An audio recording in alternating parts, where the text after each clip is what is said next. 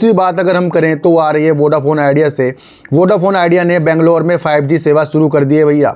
Vodafone idea ने 11 जून को बेंगलोर में 5G लॉन्च किया, जिसका लक्ष्य तेज़ डेटा और बेहतर कनेक्टिविटी है।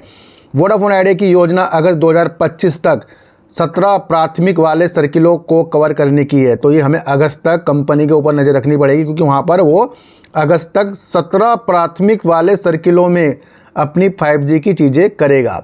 एक न्यूज़ और निकल कर आ रही है जहां पर HSBC ने एक बड़ा बयान दिया है, और वो है वोडाफोन आइडिया के लिए। वोडाफोन आइडिया का घाटा, एयरटेल और जियो का फ़ायदा, इस कारण HSBC ने कहा। ऐसा क्यों, तो इसको समझते हैं।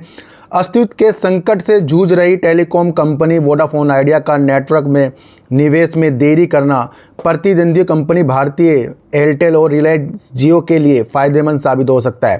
देखो सर, मैं आपको एक चीज़ बताऊं, जब भी मैंने वोडाफोन आइडिया के ऊपर वीडियो बनाई है और मैंने आपको कहा था कि नेटवर्क का विस्तार में कमी या फिर 5G को लाने में कमी, ये दोनों चीज़ जो है वोडाफोन आइडिया को कमज़ोर कर रही है। संकट से तो ये जूझ ही रही है, किसके? वित्तीय संकट से, पैसों की संकट से।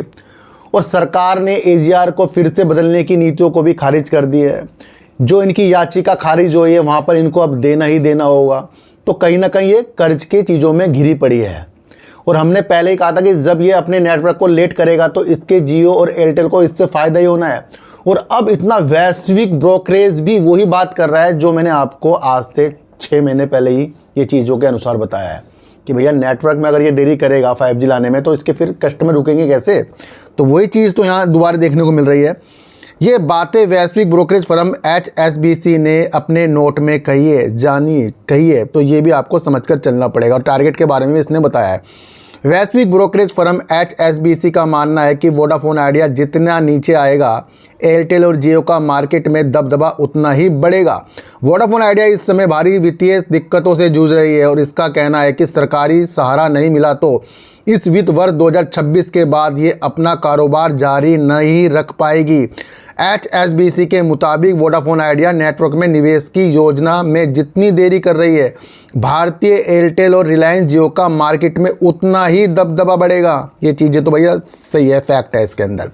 और वोडाफोन आइडिया और एयरटेल का क्या इसके अंदर अब टारगेट आ रहे हैं, तो ये भी हमें समझकर चलना पड़ेगा।